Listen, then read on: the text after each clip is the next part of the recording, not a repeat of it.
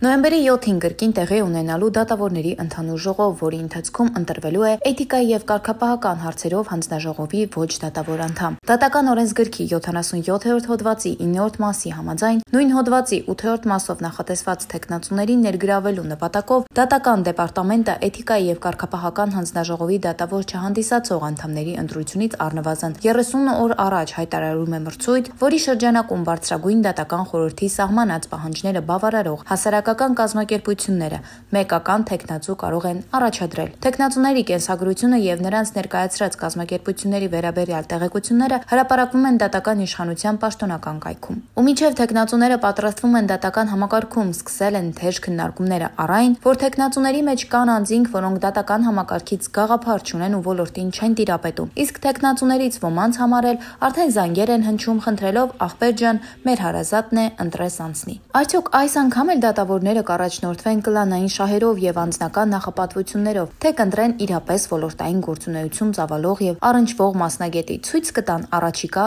ընդհանուր ժողովի ընտրության արդյունքները։